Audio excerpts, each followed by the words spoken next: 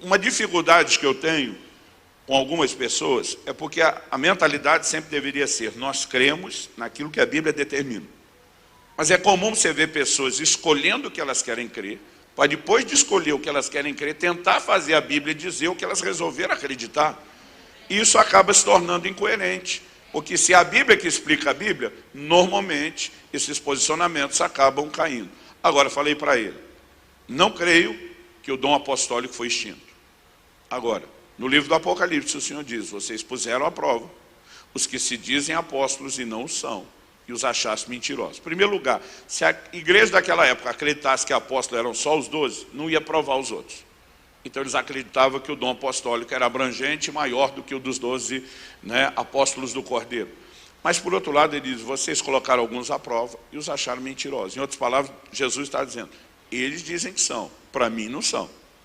E uma vez que eu não os fiz apóstolos e eles estão dizendo que são, estão mentindo. Então o que eu falei para aquele camarada: uma coisa é reconhecer que o dom do apóstolo é para hoje. A outra é se quem diz que realmente é aos olhos de Deus. Aí é outra conversa. Então, apesar de não poder defender o apostolado pessoal de alguns, nós podemos reconhecer que biblicamente não cessaram. Então a igreja ainda não cumpriu o seu propósito, a igreja não cumpriu a sua missão, ainda não chegou aquilo que nos foi dado e que se espera de nós. Não há razão para que as ferramentas que nos foram dadas para cumprir o propósito sejam tiradas. No entanto, eu percebo também, quando falamos a respeito do falar em línguas, que muita gente acabou defendendo a ideia de que ele é somente a evidência física inicial, quando ele é mais do que isso.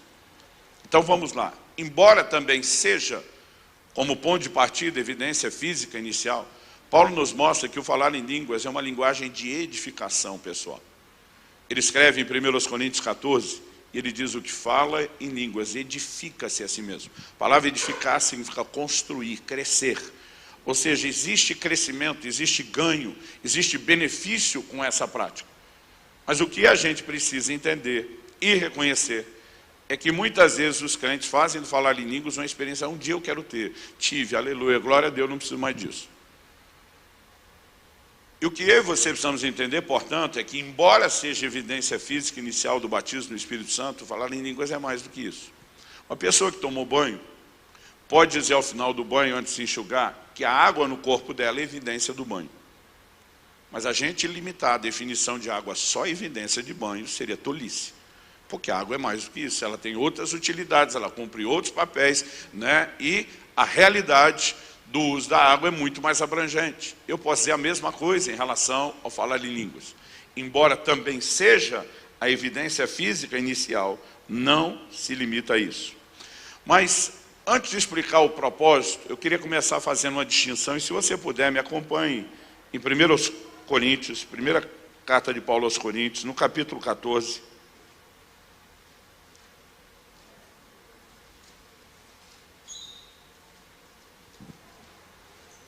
Eu quero ler do versículo 1 até o 5.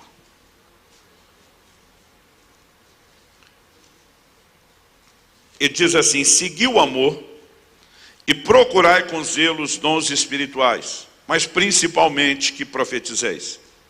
Pois quem fala em outra língua não fala a homens, senão a Deus, visto que ninguém o entende, e em espírito fala mistérios. Mas o que profetiza fala aos homens, edificando, exortando e consolando. O que fala em outra língua, a si mesmo se edifica, mas o que profetiza edifica a igreja. Eu quisera que todos vós falasseis em outras línguas, muito mais, porém, que profetizasseis. Pois quem profetiza é superior ao que fala em outras línguas, salvo se as interpretar, para que a igreja receba edificação. Paulo aqui está fazendo um contraste entre o falar em línguas e a profecia. E é importante que a gente perceba que ele estabelece nesse contraste, obviamente, uma conclusão ali no final do verso 5, que o que profetiza é maior, é superior ao que fala em línguas. Por qual motivo? Ele diz: o que fala em línguas edifica só a si. O que profetiza edifica toda a igreja. A utilidade da profecia, ou de quem profetiza, obviamente estende um benefício a um grupo muito maior. Então, ele começa, enquanto vai construindo esse raciocínio, a fazer uma distinção entre as duas práticas. Não é mera comparação, é contraste. Então tenta acompanhar comigo. No verso 2, ele diz que quem fala em outra língua não fala a homem, senão a Deus. Então vamos tentar elencar aqui algumas características. Normalmente quando me organizo, né, para ensinar isso, eu projeto um gráfico para facilitar, mas vamos tentar. Ele diz que o que fala em línguas, o homem fala a Deus. Ele é muito claro. Então, verso 2, vamos repetir ali. Quem fala em outra língua não fala ao homem, senão a Deus. Então, o homem não está falando com outro homem. Ele está falando diretamente a Deus. Agora, ele diz, no verso 3, que o que profetiza fala aos homens. Então, enquanto que o que fala em línguas está falando com Deus, o que profetiza fala aos homens. Mas o que profetiza fala de si? Não. Ele fala da parte de Deus. Então, Deus, por meio dele, fala aos homens. Isso é um contraste. O homem fala a Deus, não fala em línguas. Deus fala ao homem na profecia. Depois ele diz assim, verso 4, o que fala em outra língua, a si mesmo se edifica. Ele diz que a prática do falar em línguas é edificação pessoal. Mas ele diz assim, mas o que profetiza, edifica a igreja. Então profecia é edificação coletiva. Novamente, ele está dando argumentos de que porque a profecia é maior. Enquanto nas línguas o homem só fala a Deus, na profecia Deus fala ao homem. Enquanto nas línguas o homem apenas edifica a si mesmo, na profecia toda a igreja está sendo edificada. Mas ele diz no verso 2, pois quem fala em outra língua não fala ao homem, senão a Deus, visto que ninguém o entende. Por que ele edifica só ele? Porque não há um entendimento do que é falado que vá ter utilidade para os outros. Mas por que a profecia edifica toda a igreja? Porque pronunciada numa língua, né, inteligível, ela produz entendimento para todo mundo. Então nós temos pelo menos 3 contrastes. Primeiro, o homem fala a Deus nas línguas. Segundo, na profecia Deus fala aos homens. Em segundo lugar, no falar em línguas, ele edifica a si mesmo, edificação pessoal. Na profecia, edificação coletiva para todo mundo. No falar em línguas, em terceiro lugar, ninguém entende, mas na profecia todo mundo entende.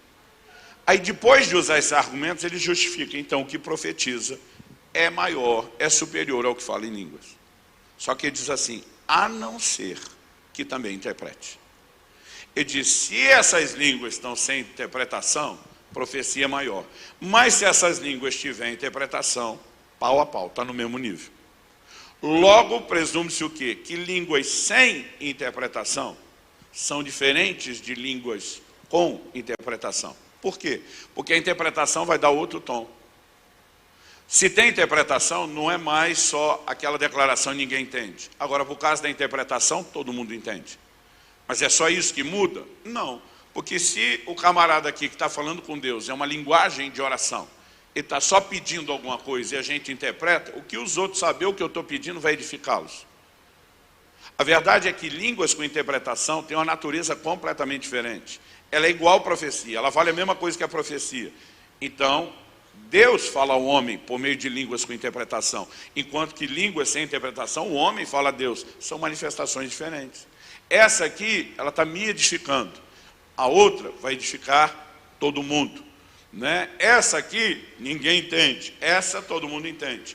Esse tipo de falar em línguas, sou eu falando com Deus, mas nesse outro, Deus está falando com os homens. Então isso tem que nos ajudar a entender o quê? Que a gente precisa parar de jogar os versículos do falar em línguas como se fosse fazer um bolo e joga todos os ingredientes numa batedeira e a gente diz que no final saiu uma coisa só. Tem tipos diferentes. Por exemplo, se a gente falar de esportes, nem todo esporte é igual. Mas se a gente botar um filtro e falar esporte com bola, também não são igual. Mas se a gente botar outro filtro e dizer esporte com bola que joga com as mãos, é tudo igual? Não. Você vai ter o vôlei, você vai ter o basquete, você vai ter o handball. Não dá para dizer que é tudo igual. E quando falamos do falar em línguas, eu creio que um grande erro é deduzir que seja tudo igual. Minha intenção aqui hoje não é falar do dom de variedade de línguas seguido de interpretação. É falar só da linguagem de oração. Mas a gente tem que fazer uma distinção. Por quê? Quando a gente começa a provocar os crentes, isso aqui está à disposição de todo mundo, alguns dizem, mas os dons não são para todo mundo. Eu digo exatamente, não são. Só que o dom de variedade de línguas é uma coisa, E a oração em línguas é outra coisa. Na verdade, a Bíblia apresenta um terceiro tipo do falar em línguas. Além da linguagem de oração, além desse aspecto profético do dom de variedade de línguas, a Bíblia fala, Paulo diz em 1 Coríntios 14, de línguas como sinal para os incrédulos.